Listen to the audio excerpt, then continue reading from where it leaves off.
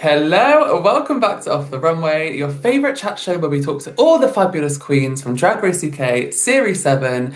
And today, it's the one and only Titan of Brighton. Who else could it be but Tayris? Hello, Tayris! How are you, Hello, my lovely? honey. Were you in agreement with the judges' critiques when you were getting them on the main stage? I think there wasn't a huge margin between like the best and the worst. Mm. It wasn't like no one was doing a lavoir. So I think when started getting ready for the runway, we kind of all just knew Action was lip syncing, and then we'll see what happens. But yeah, and obviously I think like everyone, it was nitpicking. Everyone had like highlights, no lights to the set. There were a lot of things I was really confident about my set. Like I was really proud of myself that I was the only person who did it without cue cards. And I knew I had good writing, but perhaps I could have worked on the delivery or, X, Y, Z. At the end of the day, you're on RuPaul's Drag Race, and it's RuPaul's opinion. And listen, comedy is subjective, and like that goes for anything in life, especially with art, but also, you might find jokes funny that I don't, or vice versa. So I never took it personally. She just was like, that set didn't resonate with me. But what's been really lovely is that, because I knew I was proud of myself, and I thought I did a good enough job to maybe warrant making it to finale. But of course, like the dice fell, they do. And seeing all the reception online has been wonderful because ultimately, spoiler, I knew I was eliminated before yesterday, So really, the best case scenario for me could have been, oh, the fans will disagree, people at home will see the positive in what I did, which is really what's happened, and that's been wonderful because whether the fans agreed or disagreed wouldn't have changed the outcome, unfortunately, because it was too late. But honestly, having a validation, like, you shouldn't seek the validation of other people, but having your work recognised by everyone at home is like really invaluable. So I'm very appreciative of it all. What was the experience like actually filming this episode and kind of seeing your eliminated sisters coming back? Because that must have been, again, another bit of a whirlwind for you whilst filming. Yeah, it was really lovely to have them all back. And I think especially our season, more than most, I would argue, it was really hard to kind of predict how it was all playing out each week. Because I felt like with a lot of the seasons, an early set of front runners will emerge quite quickly, and maybe by the halfway point you can kind of predict who's making it to finale.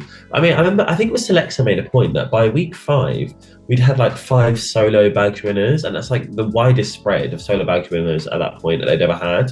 And so it was just kind of like you never felt like anyone was out of the game because the game was evolving so quickly with us. You and Katrin really were our little star-crossed lovers on the show. It was so lovely to watch that blossom like, over the season as well. So, of course, I can't go in this interview without asking you, where are you guys at? Where's your relationship right now? How are things? Coming into Drag Race and meeting someone like Katrin, I was like, okay, well, we clearly have a lot of similar interests.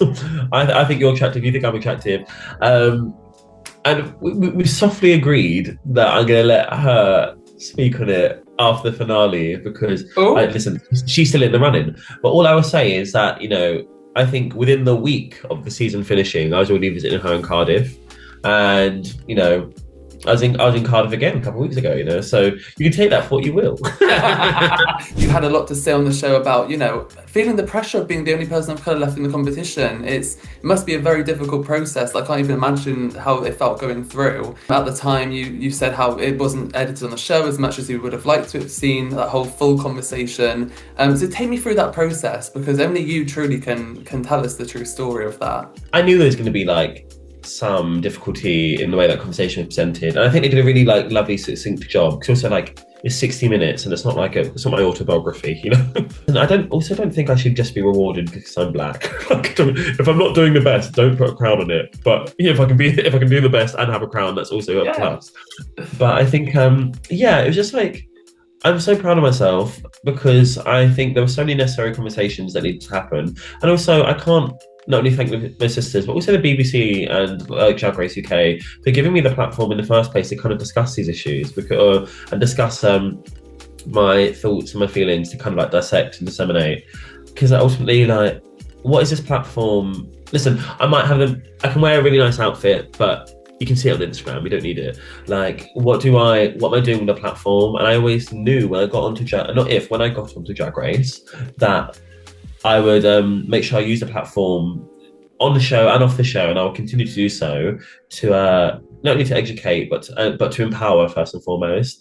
And ultimately, like everything I do in drag has always been a love letter to my blackness and my queerness and my growing up in poverty and my like experiences as a child. And I just wanted to make sure that I came on to Drag Race UK that I left. Listen, ideally with a crown and 25 grand. That I didn't get, but that ideally I left. And I was like, okay, do I feel like I've set a good precedent to be an emblem and an example of what young queer black people need? And that I feel like I have done.